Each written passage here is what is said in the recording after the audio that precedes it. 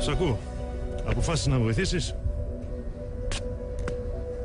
Τα σκέφτηκα πολύ τα πράγματα. Ωραία. Ο χρόνος τελειώνει. Καλό είναι να ανοίξεις τα χαρτιά σου και να πεις όλα όσα ξέρεις. Εσύ θα βάλεις τη γραμμή που θα προστατεύσει τους αθώους. Πες μου, Λουκά, ποιοι είναι οι ένοχοι σε αυτή την ιστορία? Τι έγινε, Λουκά? Μετράς από μέσα σου τους αθώους και τους ενόχους? Εδώ μπερδεύονται πολλοί αστυνομοί. Πολλοί και πολλά. Γι' αυτό ζητάω τη βοήθειά σου. Για να το ξεδιαλύνουμε. Η δική μου αλήθεια δεν βασίζεται σε αποδείξεις. Αλλά πού? Στο ενστικτό μου. Εμπιστεύομαι κάποιους ανθρώπους που μου έχουν πει κάποια πράγματα και έχω βγάλει τα συμπεράσματά μου. Το ένστικτο δεν αρκεί για την αστυνομία. Δεν δένει υποθέσεις. Εμείς θέλουμε χειροπιαστές αποδείξεις. Δεν ξέρω αν υπάρχουν αποδείξεις.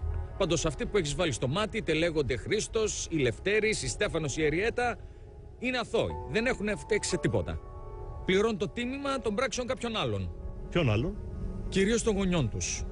Όλη αυτή η ιστορία στηρίζεται στο λόγο για τη μαρτυρία του Ρούσου και της Λαζαρίδη.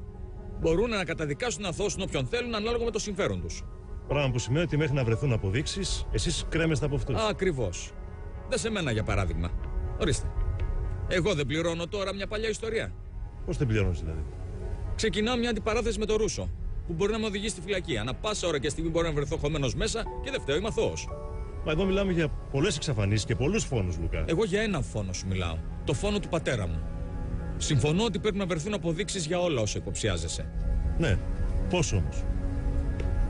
Θα σου πρότεινα να επικεντρωθείς στο φόνο της Άννας. Βρες τι έχει γίνει. Η εξιχνίασή του θα λύσει πολλά ερωτηματικά. Ναι, και εκεί όμως έχω πέσει σε τείχο. Για να σε βοηθήσω, σου λέω ότι η Άννα είχε κάποια σχέση με τη Λαζαρίδη. Είχαν τα ραβέρια.